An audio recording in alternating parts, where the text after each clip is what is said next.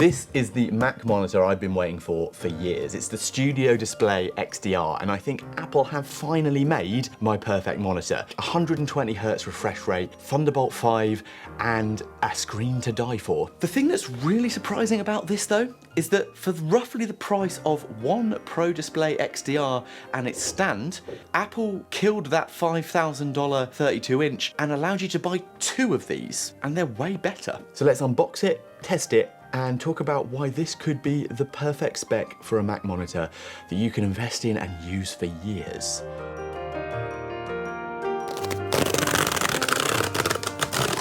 Drop this down maybe? Yeah, sure.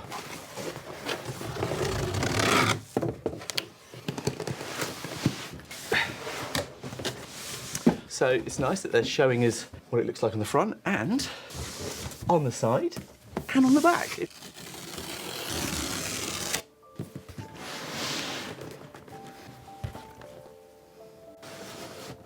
Love that. How cool is that? It just opens up so beautifully. Apple really do their packaging so beautifully. Yeah, there she goes. Okay, so first of all, we've got a little additional box in here, a Thunderbolt 5 cable, because this monitor has not one but two Thunderbolt 5 ports. The power cable is non-removable, which is why you've got all of this on the back. Let's open it up.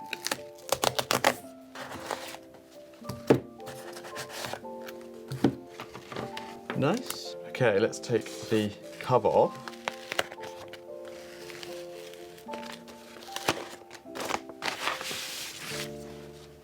I mean, this is super clean as an aesthetic. The thing I just want to talk about for a minute is how brilliant this mechanism is. I don't know what they've done with the stand. You used to have to pay for this separately, by the way, for the Pro Display XDR. It was £1,000 just for the stand.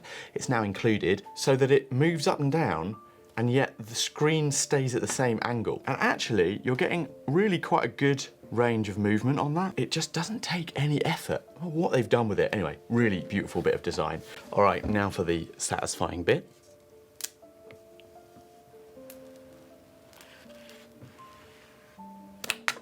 Oh, that is so good. So you can see I've clearly got the glossy screen version. I've always much preferred that, and you can get the nano texture now. They are a lot better. I think incrementally Apple has done something around like fingerprints, which has improved a lot, but I'm just a big fan of the glossy screen. Of course, there's no cooling on the back, so that used to have the grills on the Pro Display. I actually much prefer this clean aesthetic. It's gonna look better in a lot of places. You've got the little dot, which is where you're gonna be putting the computer input, but then there's a second Thunderbolt 5, which means you can actually daisy chain 4 of these together onto a Pro MacBook. Right, let's put it through its paces on a desk setup and look at some of the new features and the quality of what we're getting here.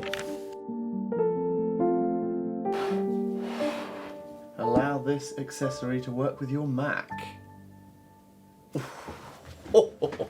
This is by far the best display I've used with a Mac, full stop. There's something about the way they've thought about this, which actually feels like they've hit all the points I've been looking for in a Mac monitor. And you know, it should be for over $3,000, 3,000 quid. That's a lot of money for a Mac, but I think this is a kind of end game, will last you a very long time monitor. And let me explain to you why that is. Well, first of all, it's the perfect size. It's beautifully designed. It just feels like a piece of art in its own right on your desk, and it's something you want to sit down at. I used the Studio Display, the previous generation before, and that had a similar feeling, but there was something about it that didn't quite get there. And you know what it was? I wanted that 120 Hz refresh rate. So with the right Mac and this monitor, we actually get 120 Hz refresh rate on the screen. Now, the other thing that's fantastic about this are those 2 Thunderbolt 5 ports. It sounds like a small thing, but you're getting twice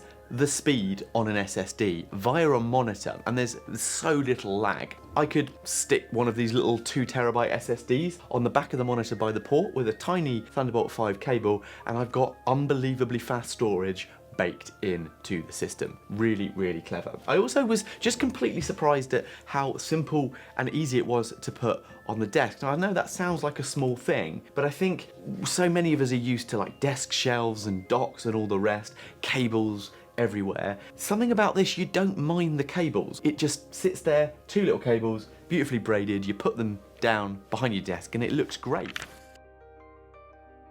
Okay, let's talk about the price story for a minute. So the old Pro Display XDR, 32 inches, 6K, no webcam, $5,000 plus another $1,000 for the stand. So that's $6,000, 32-inch display. Two studio displays, XDR, better image quality, webcams galore, and Thunderbolt 5 are $6,600 all in. And I believe that a MacBook Pro can run 4 of these chained together.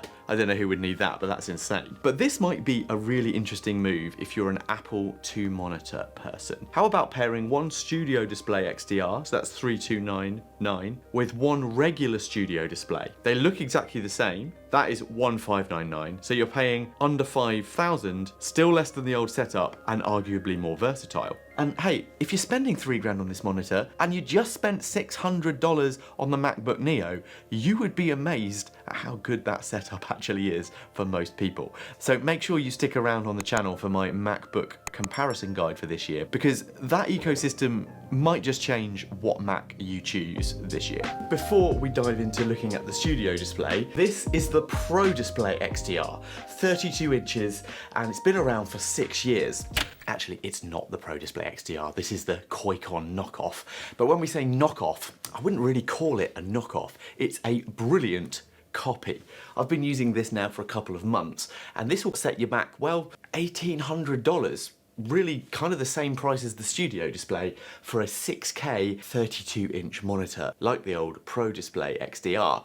And, well, it's just not the same. It is gorgeous and it is a great deal. So if you're serious about having 32 inches, I personally absolutely love it. It's very lovely to use, it works really well with a Mac, and I have to say, if I was going to save some money and just wanted that Apple aesthetic and a really solid 6K panel, this is the choice I would pick. If you take a little look at the back, it's definitely got those Apple aesthetics, but on a desk like this is like 130, 140 centimeters wide. 32 inches does seem a little large. And the thing about 27 inches, it's meant to be the perfect size for the human eye at a desk. So if you're a single monitor person or even a double monitor person, I think that's why Apple have done this. It will allow you to have two Pro Display XDRs, but in that 27 inch in the Studio Display XDR on a small desk, or on any desk to be honest. Fitting two of those 32 inches would be a real push. Let me know in the comments where you stand between 27 and 32 inches.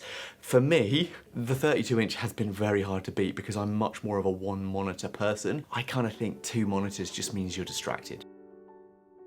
When you've got a beautiful monitor, you might want to put something beautiful on that monitor. And so I made you some wallpaper packs. We created these minimal monthly wallpapers, a different set of tones and shades to match the mood of the month. Not only that, we got a few bits of feedback from you lot wanting versions that don't have 2026 dates on them. So we've also added into the pack a set that are universal. So go and check them out at bettercreating.com, a beautiful set of wallpapers. The best thing about them is they work for all the Mac native resolutions, 6K, 5K, Mac and iPad, and we've adjusted things so they look great on each of them. Check them out, link below, and while you're there, check out my minimal icon packs if you really want to get into iOS and Mac OS customization. So these days we are seeing a revolution in mini LED technology, particularly in TVs, and the difference when you see them is insane. Well, this is mini LED, and it's pretty amazing. The contrast and the way that the blacks against bright highlights feel crisp is remarkable. In layman's terms, because those light sources are also tiny, the contrast between this point and this point right next to itself can be super, super stark. And it means that you don't get that blooming around bright dots on dark spaces. The other thing I've noticed about this monitor is from whatever angle you look at it, it doesn't really change in brightness or clarity. And I think that's really satisfying. Very often I find that monitors don't allow you to see them as clearly from the sides, and this is not doing that, so that's good. Okay, next, let's talk about brightness. That is a bright monitor. So this is 2000 nits. I'm probably blowing out my second camera. So this is the monitor at half brightness. That's it at full. The studio display previously was 1000 nits of brightness. This is 2000. All that means is you are never going to find a bright enough room for this not to look great, if that makes sense. I think it makes a big difference. My BenQ monitor I've had for years was only 500 nits, so this is 4 times that. What's also really cool about the monitor is it's reactive and adjusts. You don't just put it into HDR mode, it's in a kind of standard mode that looks great. When you add HDR content, it picks that up and then really makes that pop, and it really is beautifully done. You just don't notice the transition. And it just gives you, when you need it, real clarity of what you're looking at. So this has adaptive sync. That's 47 to 120 hertz refresh rate. Now, as Apple call it, they don't call it 120 hertz refresh rate, they call it Pro Motion. Yeah, they've always got a name for it. But essentially it means it's a very smooth scroll and movement on the eye. We see fast enough that if it's too slow, it feels like it judders or isn't as smooth. This gets much closer to what the human eye is used to seeing in movement in real life. So for things like gamers, when you're adapting to refresh rates, or just you're plugging different computers into the thing, it will adapt to match the computer's source. Essentially that means you're going to get the best looking image and experience of scrolling on the monitor, whatever you plug into it. And that's the other thing, you can kind of plug anything into it. From a MacBook Pro to a Mac Mini to a MacBook Neo, this thing works with everything. How would I describe this compared to the previous studio display? It's hard to place it. It's a bit like a feeling in your teeth. Hear me out on that. You know when something is just, you bite something and it just is the perfect texture. Oh, I don't know, or a knife through frozen butter. There's something unbelievably satisfying about it. It's like typing on a really beautiful mechanical keyboard. It gives you a feeling that you want a bit more of. I think that is great design. Form and function together. The form draws you in and the function keeps you there. That, I think, is why great equipment picked right can have a significant impact on your work. Whether 3 and a bit grand is too much of an impact on your wallet though, is going to be up to you. But put it like this, the previous studio display was also fantastic and I did have that feeling before. So if you've not used an Apple monitor, I think you'll love that 5K display just as much as I'm loving this, having used the previous one. Just don't go and look at the studio display XDR before you buy it.